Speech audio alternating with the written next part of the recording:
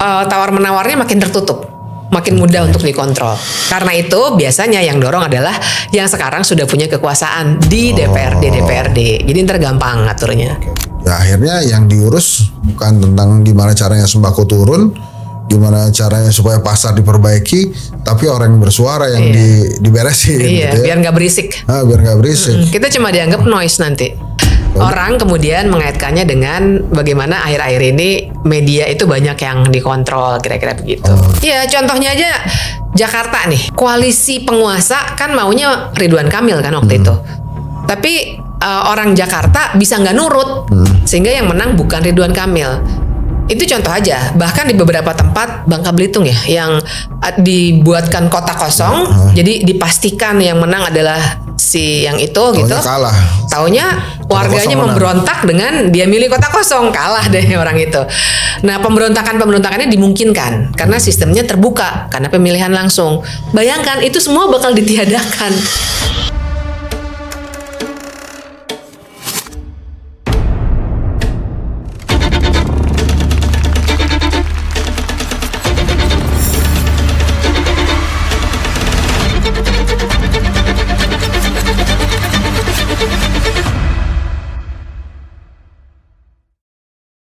Bismillahirrahmanirrahim. Assalamualaikum warahmatullahi wabarakatuh. Ini karena tamu saya hari ini sangat serius, maka saya harus serius. Jangan dong. Nggak gitu ya? Enggak dong, justru lu harus lucu. Kalau enggak nanti kita garing nih. Itu kemarin kita lucu-lucuan. Ini Bivitri Susanti, Mbak Bibip. Kemarin gua sama Bibip salah dua di antara banyak sekali tokoh yang merosting Zainal Arifin Mokhtar 1 hari sebelum dia dikukuhkan sebagai guru besar. Lucu juga tuh ya. Seru banget. Kayaknya mesti ditradisikan deh. Jadi kalau profesor tertentu ya, pasti nggak semua mau sih. Iya. Itu juga kemarin ada yang ketahan tuh, walaupun gua udah di ujung lidah tuh, cuma gua ragu-ragu ngomong. Ini lo bocoran aja sekarang. Ya, kan dia pernah milih PSI ya. Iya. Lu bayangin ya, seorang Uceng tiba-tiba bilang begini, 2029 kita jadikan UGM kandang gajah. Gak kebayang sih sekarang ya. Gak kebayang sekarang. Iya, gue udah pengen di ujungnya, cuma gue bingung ntar teman-teman UGM yang lain yang hadir ngomel-ngomel. Untunglah gak jadi. Tapi gini Bib, kemarin itu kan pada saat kita di Jogja di acara Prof Uceng itu mengemuka tentang pilkada langsung dan pilkada langsung. Walaupun Bang Dasko, wakil ketua DPR, per hari ini kita ngobrol, bilang tuh nggak akan ngebahas itu di pembahasan undang-undang pemilu ya. Betul. Jadi nggak akan dibahas perubahan undang-undang pilkada. Tapi tetap saja ini menjadi sebuah polemik di masyarakat. Kita sempat bahas bahwa kalau gue pribadi, ini kalau memang jadi, ini susah ditahannya. Karena rakyat juga nampaknya ya pasrah lah. Kecuali kita menemukan kata-kata yang pas, misalnya seperti yang kita bahas ya. Lo nggak akan dapat bansos lagi lo kalau pilkada dilaksanakan tidak langsung. Iya. Gitu. Bansosnya ke partai. Bansosnya ke partai, ke DPRD, walaupun kata-kata itu salah. Nah, tapi gue juga berpendapat bahwa sebetulnya kalau pilkada tidak langsung dilakukan, partai penguasa nih Gerindra itu nggak diuntungkan. Karena dia nggak punya akar rumput yang kuat seperti Golkar, PDI Perjuangan maupun P3. Iya. Jadi mestinya justru partai penguasa mencegah ini. Karena kan dulu Pak SBY mengeluarkan Perpu APP tuh ya, yang mengatakan Perpu ya. Pilkada harus langsung. Itu karena gue yakin salah satu perhitungannya Pak SBY, secara akar rumput dia nggak kuat. Kalau sampai tidak langsung, justru malah partainya sangat tidak diuntungkan. Benar, 2014 ya. 2014. Menurut Mbak Bibip, satu-satu dulu nih. Ada argumen yang mengatakan bahwa pilkada langsung itu rakyat Indonesianya belum siap. Karena suara seorang Bibip yang ahli hukum tata negara sama dengan suaranya Bu X gitu ya, yang berdagang sayuran di pasar, yang mungkin tidak terlalu melek politik. Ini mohon maaf ya, bukan saya menyampingkan, tapi saya hanya bercerita tentang apa adanya. argumen itu dulu, Bib. Gimana tuh? Ya ini paling sering ya, bahkan juga banyak yang bilang kita kembalikan aja kepada model demokrasi pada masa lalu di zaman Plato, yang milih itu cuma orang-orang pinter, para filsuf lah gitu, yang mesti menjadi pengurus negara. Tapi ini sebenarnya argumennya keliru dalam konteks demokrasi modern. Jadi sebenarnya tuh itu buat gue itu argumen yang paling menyebalkan tuh, karena menganggap semua orang itu bodoh secara inherent, dia lahir udah bodoh gitu. Nah, jadi harusnya yang dipikirkan adalah setiap orang di negara ini harus punya hak, harus dianggap punya hak suara yang sama, karena dia bahkan masing-masing dengan kelompoknya sendiri. Tadi contohnya ibu-ibu di pasar, mungkin dia tentu saja tidak paham hukum tata negara, tapi dia punya kepentingan, yaitu kepentingan pedagang pasar, kepentingan ibu-ibu perempuan gitu misalnya. Jadi dalam diri setiap orang kepentingannya memang beda-beda. Dalam sebuah sistem politik yang diwakili memang bukan ilmu pengetahuan, yang diwakili adalah kepentingan yang berbeda-beda itu. Sehingga pada akhirnya mau tukang bakso kek, mau guru besar, mau apa saja, mereka punya kepentingan yang harus diwakili. Masalah belum siap atau tidak, belum siap ukurannya apa? Kalau belum siap adalah semacam dikasih ujian berapa jumlah anggota DPR. Ya tentu saja para orang yang kerjaan sehari-hari nggak kayak kita nggak tahu jumlah anggota DPR berapa, nggak penting juga untuk mereka. Tapi kan ukurannya bukan pengetahuan. Dan kalau persoalannya banyak yang belum tahu, artinya ada kewajiban dari negara untuk memberikan pendidikan politik supaya orang menyadari gitu, oh kepentingannya saya milih orang adalah untuk kepentingan, untuk memperjuangkan kepentingan saya supaya kebijakan yang lahir lebih bagus buat saya dan buat kelompok tertentu dan seterusnya. Nah tapi nggak bisa tuh bilang belum siap ukurannya apa, dan maksudnya siapnya itu kapan sih siap? Argumennya begini, karena kesadaran demokrasinya tidak sama, maka banyak rakyat kita yang akhirnya bisa dibeli suaranya dengan money politics, dengan uang ataupun dengan bansos, sehingga kualitas dari pemimpin daerah yang terpilih itu terkadang memang membuat kita mengenyitkan dahi lah. Bahkan banyak banget dinasti politik terjadi. Nah, argumen itu tuh gimana tuh? Di titik itulah pentingnya peran negara. Jadi kalau kita bilang negara hadir, nah sebenarnya negara hadir dalam konteks memberikan perlindungan kepada warga. Dalam hal ini misalnya memastikan bahwa nggak boleh ada politik uang. Kan itu yang gagal dilakukan oleh negara. Itu juga yang gagal dilakukan oleh partai politik. Jadi janganlah perilaku partai politik dan politikus dan kegagalan negara dalam menegakkan aturan main yang sebenarnya udah ada loh kita. Larangan bansos, larangan serangan fajar. Oh, sampai ada aturan dari ulama kan? Detail. Fatwa ya. Ada juga. Pokoknya itu aturan main banyak sekali. Tapi kan mereka tutup mata aja. Menganggap ini nggak terjadi. Kenapa? Karena menguntungkan orang-orang. Nah, yang jahat dari argumen semacam itu adalah menuduh bahwa rakyatnya bodoh. Padahal itu semua dilakukan karena dibuat oleh sistem yang bikin rakyat ya mau nggak mau terima uang. Kenapa? Karena negara juga gagal untuk memberikan kesejahteraan untuk mereka. Jadi baru aja misalnya gue ngomong sama ada satu webinar gitu ya. Gue ngomong bahwa kalau masalah gue misalnya kita bisa dengan privilege kita bisa bilang jangan terima ya uangnya amplop tuh kalau udah serangan fajar. Tapi kan kita punya privilege yang mungkin nggak butuh amplop, tapi kan mereka butuh karena nggak ada pekerjaan juga. Nah, dan besar 300.000 tuh biasanya. Itu lumayan besar dan kan banyaknya dapat dari banyak caleg ya. Ini ketahuan berdua nih. Jangan 600.000 nih dapat. Dia nggak dapat makanya ketawa. Ketawa kesel ya. Padahal ngarep. Dan kadang-kadang lebih dari satu caleg kan ya nggak sih. Nah itu kan kegagalan negara untuk menyejahterakan orang sehingga akhirnya ya udah mendingan saya terima gitu. Nah semua kegagalan, kesalahan dan sistem yang rusak dan sengaja dibikin rusak ditumpahkannya ke lu bego lo rakyat. Itu nggak adil banget gitu. Lantas terus apa sih sebetulnya yang diinginkan hingga keluar ide ini gitu? Bahkan ada yang bilang pemilu tidak langsung itu sejalan dengan sila keempat Pancasila. Itu juga lucu tuh. Oh, kita dalam satu webinar ya, yang gitu ya. Itu nanti ya. Tapi masalah kenapanya itu loh. Kalau menurut gue sih mungkin dua ya. Pertama, banyak sekali politikus yang memang terkejut, bahkan ada yang bitter banget sampai sekarang masih nyala-nyalain warga. Karena mereka semua kalah. Karena memang biaya politik tapi informal itu yang ngasih serangan fajar itu jadi luar biasa besar di 2024 kemarin, baik pileg, pilpres maupun pilkada. Gede banget kan? Karena jadi ada kompetisi juga. Misalnya lu ngasih 500.000, gua nggak mau kalah dong, gua kasih 700.000. Makin tinggi gitu capnya. Jadi banyak sekali orang-orang yang sebenarnya baik gitu, dan gue harus akui itu kapasitas politik mereka bagus, makanya mereka, saya akan mencoba, saya tidak akan kasih uang, saya kasih kaos aja misalnya gitu ya. Kalah.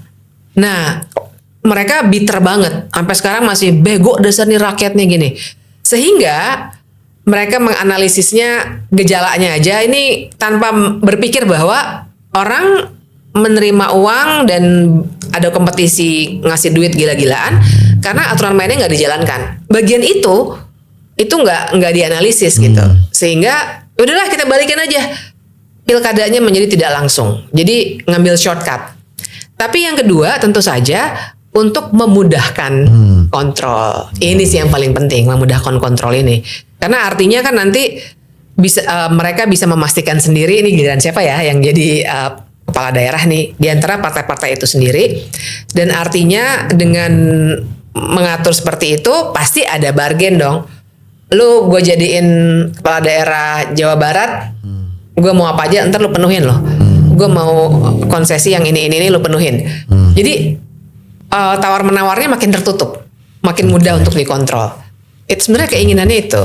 Karena itu biasanya yang dorong adalah yang sekarang sudah punya kekuasaan di DPRD. Jadi ntar gampang ngaturnya. Oke. Nah itu kalau sila keempat gimana tuh? Sila keempat itu kan itulah ya, orang tuh suka. Tuh kita bacaan dulu nih, kerakyatan yang dipimpin oleh hikmat kebijaksanaan dalam permusyawaratan perwakilan. Nah ininya kan yang selalu dipakai kan, permusyawaratan perwakilan, bukan langsung rakyat per rakyat, ini harus ada perwakilan ya katanya begitu. Gimana Beb argumennya? Nah itu orang itu sering mengambil bagian belakangnya aja, perwakilan. Padahal baca dari awal banget udah keren, kerakyatan. Jadi ada beberapa tulisan tentang republikanisme, misalnya oleh Robertus Robert kan dia memang itu ya disertasinya ya, yang menceritakan bahwa para pendiri bangsa ini termasuk Soekarno yang merumuskan Pancasila tapi juga yang lainnya, sebenarnya ide republikanismenya sudah tinggi sekali, sehingga di kepala mereka ketika merumuskan sila keempat itu mereka membayangkan memang kerakyatan dalam arti ini suara warga nih. Jadi tentu saja tahun 45 nggak bisa dibandingkan dengan tahun 2026. Artinya mereka tidak memikirkan kompleksitas negara yang kayak sekarang, demokrasi perwakilannya kayak sekarang, belum pasti. Tapi nggak ada satupun pendiri negara yang bilang bahwa sila keempat artinya semua hanya dilakukan oleh proksi perwakilan gitu. Terjemahan itu hanya dibuat-buat. Pancasila itu kan ideologi terbuka ya, bukan ideologi tertutup. Artinya dia memang nggak boleh dimaknai secara sempit oleh satu kelompok aja. Nah, dan kalau diasumsikan bahwa itu maunya para pendiri bangsa dengan sila keempat, ya keliru total. Buktinya mereka untuk menentukan apakah kita akan jadi republik atau negara kerajaan atau imamat, itu aja mereka voting gitu. Jadi artinya jangan diinterpretasikan sendiri untuk kepentingan mereka sendiri. Ini perwakilan nih. Bacanya utuh dong. Kerakyatan yang dipimpin oleh hikmat kebijaksanaan. Artinya mereka udah mikirin ini adalah deliberative demokrasi. Oke. Dalam permusyawaratan perwakilan. Nah, jadi jangan dipotong perwakilannya doang. Oh. Gitu. Lantas kenapa kemudian ini lagi-lagi gue ulang. Kenapa kemudian ide ini muncul? Padahal ini kan gini, kalau gue nggak salah ya, Pak Prabowo mengeluhkan biaya pilkada yang mahal. Ya, tahun lalu tuh ya. Nah, kemudian diamini oleh Golkar, Bahlil, akhir tahun lalu tuh mendukung itu. Kemudian disusul kan partai-partai politik yang lain, ketuanya masing-masing mendukung. Padahal kalau dari pengamatan gue ya, nggak mungkin partai penguasa tuh dapat untung tuh dari itu. Pasti yang punya untung itu adalah partai-partai yang punya akar rumput kuat, yang partai-partai politik lama, kayak Golkar, PDIP gitu ya. Tapi seharusnya dengan hitung-hitungan di atas kertas, partai penguasa tuh harusnya nolak gitu. Walaupun sekarang kita nggak tahu ya siapa yang mendukung, siapa yang menolak gitu kan. Ini baru berandai-andai aja nih. Tapi menurut lo kenapa sih ada partai politik yang kemudian walaupun secara hitungan politik yakin kalah, kecil, nggak bisa ngunggulin Golkar atau PDI, tapi tetap setuju gitu kan? Aneh ya. Pertama kita bedah dulu deh, kita pinjem yang udah dihitungin sama Perludem ya. Mereka udah, kita tahu datanya, cuma kan dihitunginnya itu lain soal ya. Karena ternyata yang mendominasi partai politik di level DPRD. Di level provinsi itu adalah sebenarnya Golkar. Kan? Yang kedua baru PDI Perjuangan. Kan? Gerindra itu baru cuma yang ketiga. 27,03%. Si Golkar berapa? Golkar itu ya 48 apa ya? 48,65. Hampir 50%, hampir 100%. Iya. Hampir 100%. Wah, hampir 100%, 48. Kan dari 27 48. Oke, karena ini pembagiannya kemudian nggak rata ya, bukan rata-rata ya. Nggak boleh ya ini sama pollster ya. Nggak boleh berdebat soal angka sama pollster, jangan. Nah, kalau PDI Perjuangan 40,54. Nah, jadi pertanyaan penting tuh, kenapa? Kalau gue sih pernah terbuka aja bilang, aduh lo tuh ketipu semuanya, bego lo. Tapi sebenarnya mereka nggak bego. Yang menurut gue kenapa mereka pede aja mendukung, karena mereka mengandalkan koalisi. Oh, bagi-bagi di awal. Karena mereka ini kan koalisi, ini kan tektokan Bahlil ngomong, terus kata Prabowo, wah ide bagus tuh, gitu kan. Nah terus PKB langsung, oh ya oke dan seterusnya gitu ya. Nah jadi dugaan gue adalah mereka mengandaikan atau mengandalkan koalisi yang akan berbagi-bagi jatah-jatahan di antara mereka. Jadi mereka sebenarnya punya harapan mereka bisa nebeng Golkar misalnya ya, tentu saja ya, karena Golkar yang paling dominan. Tapi itu sebenarnya cara berpikir yang keliru gitu. Karena ya tentu saja pada akhirnya kalaupun harus bernegosiasi secara internal, mereka nggak punya bargaining power karena kecil banget. Iya. Maka mereka pasti akan kalah. Gerindra ya kita relatif ya, kita harus ingat Gerindra juga jangan-jangan angka juara 3 itu karena bantuan-bantuan yang didapatkan waktu 2024 kemarin ya, karena ada partai-partai berwarna lainnya lah gitu ya. Jadi barangkali Gerindra akan punya bargaining power yang besar karena sekarang presidennya masih Prabowo. Tapi kalau kayak PKB, PAN, Demokrat, PKS, menurut gue sih rugi. Rugi banget.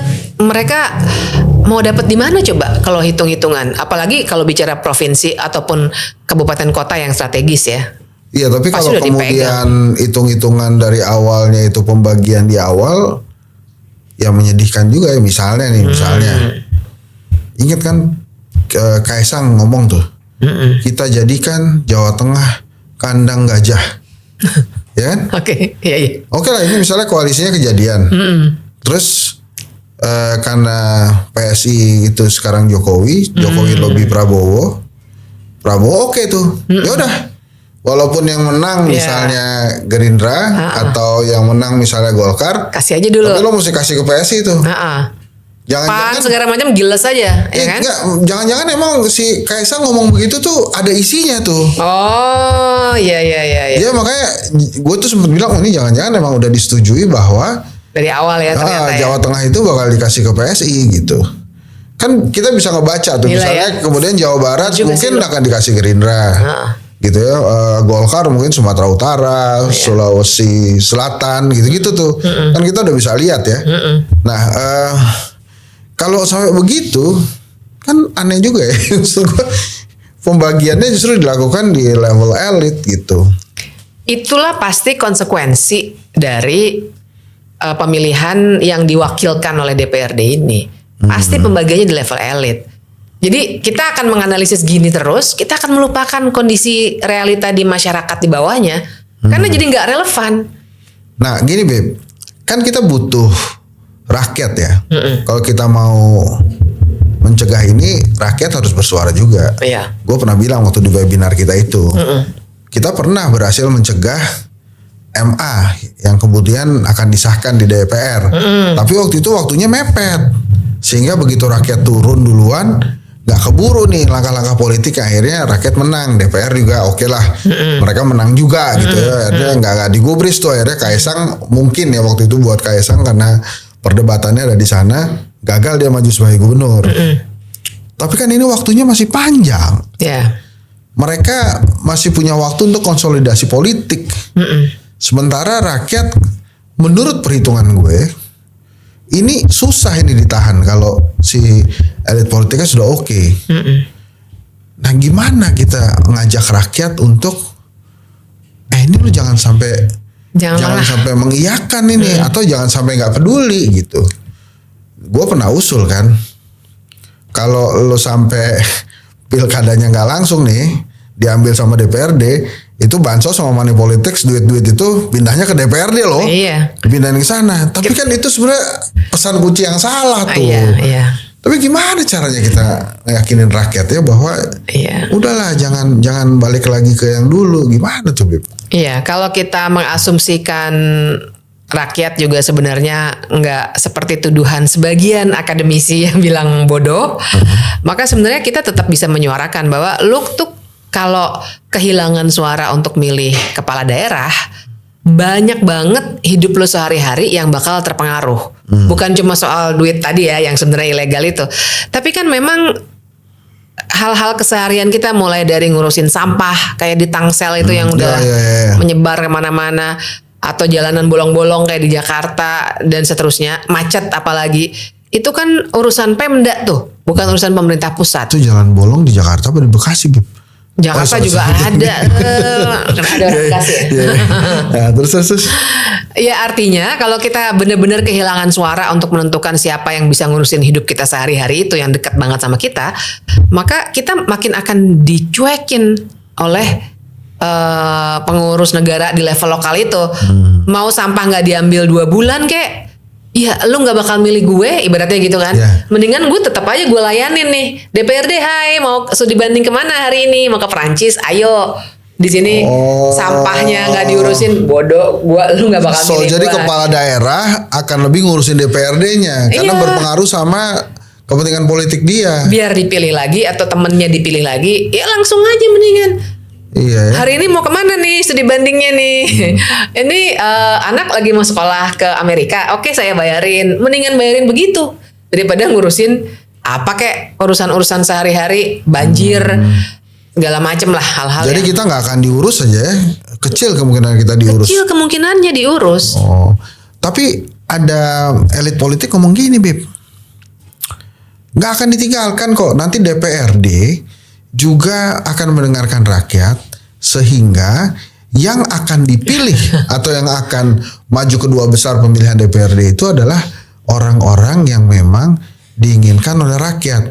Diinginkan ya, maksud saya ditampilkan memang sesuai dengan kepentingan rakyat tuh.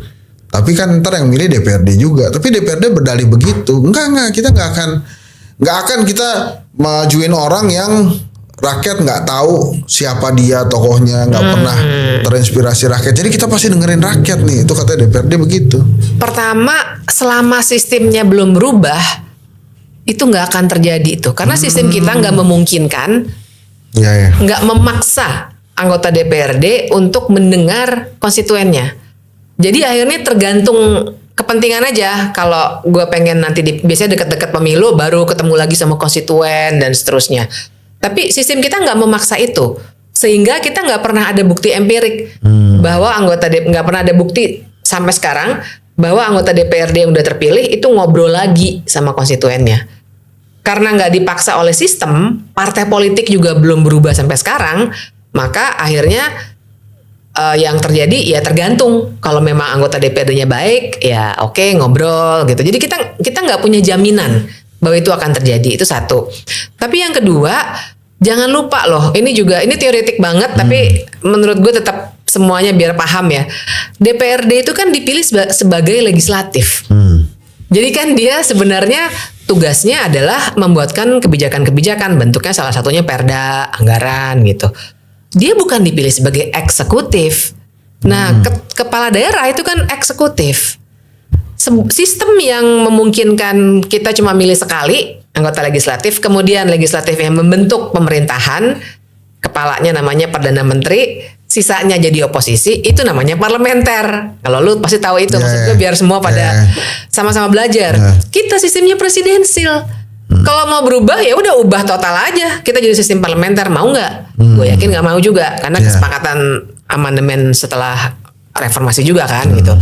Jadi artinya kita jangan pakai sistem tuh berantakan sesuai mau-maunya sendiri gitu. Tentu saja nggak ada kebakuan gitu. Lu yang terbaik adalah presidensil atau yang terbaik adalah parlementer, nggak ada kayak gitu ya. Kita tahu itu. Tolong dijelaskan lagi pelan-pelan tentang presidensil dengan parlementer. Sekarang kita presidensil, maka pelan-pelan kita lakukan pendidikan politik juga. Oke, sederhananya gini. Gue mulai kayak Uceng nih. Uceng suka ngomong sederhananya. Gak apa-apa lo coba pagi sorenya gini. Boleh kok. Pagi sorenya gini. Sederhana kan punya Uceng. Garing banget. Aduh ketawa nih. Suka makan padang. Iya. Sederhananya adalah kira-kira gini. Dalam sistem presidensil kita milih legislatif dan eksekutif kan. Eksekutifnya ya presiden. Ya legislatifnya DPR dan DPD juga ya. Di level daerah juga begitu kan, legislatifnya DPRD, eksekutifnya kepala daerah. Jadi mereka bisa checks and balances gitu, karena yang satu legislatif eksekutif mereka saling menyeimbangkan gitu ya, berkompetisi dan seterusnya. Jadi dapat yang terbaik buat warga. Nah kalau dalam sistem parlementer, misalnya Inggris, Malaysia, Australia, banyak lah, Jerman. Itu warganya cuma milih satu, yaitu legislatif. Nah, anggota parlemen udah kepilih nih misalnya 10 orang. Mereka akan membentuk pemerintahan. Jadi pemerintahannya adalah anggota DPR memang dalam sistem parlementer. Nah, sisanya yang nggak jadi pemerintah, dia akan menjadi oposisi. Nah, jadi si pemerintahnya ini dan oposisi adalah satu lembaga legislatif itu, warga cuma milih legislatif. Nah, kira-kira perbedaannya sederhananya di situ sih. Nah, tapi kan signifikan dengan sistem kayak begitu, eksekutif dan legislatif dalam sistem parlementer, eksekutif dan legislatif memang satu. Jadi ya boleh aja kalau dianggap diwakilkan. Untuk memilih kepala daerah diwakilkan oleh DPRD. Oke, kalau sistemnya parlementer. Tapi kan kita sistemnya presidensil. Udah kebagi, yang namanya eksekutif harus dipilih juga oleh rakyat. Legislatif dipilih juga. Nah, dengan sistem itulah negara kita ini dikelola. Harusnya konsisten. Sehingga nggak bisa ada yang memanipulasi sistem. Kalau sistemnya presidensil tapi dimanipulasi seakan-akan jadi parlementer, nanti akan terjadi adalah pelemahan si eksekutifnya. Karena dia di bawah kontrolnya legislatif. Padahal di presidensil harusnya mereka berdua saling menyeimbangkan kan, saling berkompetisi gitu. Tapi mungkin karena ada bargaining position yang jelas, terus kemudian bagi-baginya juga jelas, sangat mungkin juga ada orang-orang non partai politik yang memang ditempatkan di situ sebagai tanda terima kasih, atau misalnya nih kita berdua kan sering ngomong nih, udah siapin deh buat si Henry Satrio sama Bibip tuh tempat-tempat itu biar dia setuju-setuju aja. Nah, ini kan itu mungkin terjadi juga. Sangat kan? Mungkin. Sama seperti waktu Orde Baru kan banyak TNI, banyak Polri juga menjabat itu gitu ya. Termasuk juga beberapa hal mungkin justru family bisnisnya atau dinasti politiknya juga bisa mungkin terjadi itu. Iya. Jadi kita masih membayangkan, bener banget, kita punya referensi. Yaitu zaman Orde Baru. Ya. Ketika sistemnya sebenarnya presidensil, ada checks and balances, tapi kemudian dikooptasi, jadi dipilihkan kepala daerah dipilihkan oleh DPRD, maka yang terjadi yaitu tadi jadi ada apa ya? Sebenarnya jadi totaliter gitu. Dalam arti sistem politiknya jadi dikooptasi betul sama orang-orang yang partai-partai yang lagi berkuasa. Sehingga waktu itu ABG ya, kalau Soeharto kan ABRI, birokrasi Golkar. Jadi waktu itu memang kepala daerah kebanyakan dari militer. Terus biasanya juga kerabat, keluarga, turun-temurun dan seterusnya. Hancur banget sistem politik kita. Karena diaturnya ya di antara elit aja. Nah, pilkada langsung itu sebenarnya memecah ketertutupan sistem politik itu. Nah, sekarang mau ditutup lagi karena ya mereka jadi nggak nyaman kan, bisa dikontrol. Ya, dan yang paling jelas sih ada independensi di beberapa daerah yang bisa say no ke pusat gitu. Jadi balik lagi kontrolnya lebih lemah kalau pemilihan langsung ya. Iya, contohnya aja Jakarta nih. Koalisi penguasa kan maunya Ridwan Kamil kan waktu itu. Tapi orang Jakarta bisa nggak nurut, sehingga yang menang bukan Ridwan Kamil. Itu contoh aja. Bahkan di beberapa tempat Bangka Belitung ya, yang dibuatkan kota kosong, jadi dipastikan yang menang adalah si yang itu gitu. Kalah. Taunya warganya memberontak dengan dia milih kota kosong, kalah deh orang itu. Nah, pemberontakannya dimungkinkan karena sistemnya terbuka, karena pemilihan langsung. Bayangkan itu semua bakal ditiadakan. Kita bener-bener nggak ada suara lagi. Terserah mereka aja gitu. Oke. Ya Bib, ini singkat aja dijelaskan sekali lagi kenapa kita harus say no kepada pemilihan yang dilakukan oleh DPRD lagi untuk pemilihan kepala daerah, tidak pemilihan langsung oleh rakyat. Kenapa kita harus tolak itu? Karena kita akan sangat dirugikan dalam hal hak-hak pelayanan publik yang harusnya kita dapat, yang semuanya diurusnya utamanya di level pemerintahan daerah. Kenapa kita kehilangan itu semua? Karena nanti si kepala daerah akan lebih melayani elit politik ketimbang kita ini. Buat mereka kita jadi makin gak relevan. Sekarang juga mulai gak relevan, tapi buat mereka makin gak relevan, gak perlu dipikirin, bodo amat keadaan kotanya, yang penting kemakmuran anggota DPRD dan partai-partai terjamin supaya gue dipilih lagi, kira-kira begitu dalam cara pandangnya si kepala-kepala daerah atau elit politik. Sebenarnya itu tuh. Nah, jadi dampaknya ke hidup kita sehari-hari sih, itu yang mesti kita tekankan banget. Ini bukan soal bodo amat lah elit, yang penting gue besok bisa makan. Belum tentu. Kalau udah tertutup semua, besok bisa-bisa kita nggak makan karena kita nggak diurusin, dianggap nggak relevan gitu. Ya, itu ya bisa kejadian juga kalau misalnya ini orang ribut banget sih minta perbaikan pasar gitu misalnya. Ini orang ribut banget sih minta harga sembako turun mulu. Ya akhirnya yang diurus bukan tentang gimana caranya sembako turun, gimana caranya supaya pasar diperbaiki, tapi orang yang bersuara yang diberesin. Iya, gitu ya. Biar nggak berisik. Biar nggak berisik. Kita cuma dianggap noise nanti. Ya udah, itu mudah-mudahan bukan mudah-mudahan ya, semoga elit-elit politik kita mendengarkan ini sehingga mereka ingat lah waktu mereka jadi anggota DPRD kan juga, atau menjadi anggota dewan, pemilihan langsung lah yang membuat mereka menjadi anggota dewan. Iya, bukan pemilihan tidak langsung dan tertutup misalnya yang dilakukan itu. Mau gosip dikit boleh nggak nih sebelum tutup? Boleh. Kan lo katanya kan nggak lagi menulis untuk sebuah media besar. Iya. Karena katanya ada konflik dengan grup penulis lain. Itu memang gara-gara ada konflik atau sudah beda pemikiran? Ya, kalau formalnya tentu saja ini ya pergantian pemain lah gitu, refreshment. Oke. Nah, baik banget kata-kata lu tuh. ini apa yang disampaikan kepada gue? Masalah internalnya kayak apa? Gue nggak tahu lah. Cuma kan orang kemudian mengaitkannya dengan bagaimana akhir-akhir ini media itu banyak yang dikontrol, kira-kira begitu. Gitu. Sementara seorang Bivitri Susanti ya tidak akan mengurangi tensi suaranya, kira-kira begitu. Enggak lah, justru sekarang harus lebih keras. Itu teman-teman ya. Dengan Mbak Bibip, saya masih ada episode kedua. Ngebahasnya apa nanti setelah yang satu ini. Kita kayak ada iklan aja boleh? Tahu. Emang ada iklan yang satu. Oke, terima kasih ya. Assalamualaikum warahmatullahi wabarakatuh.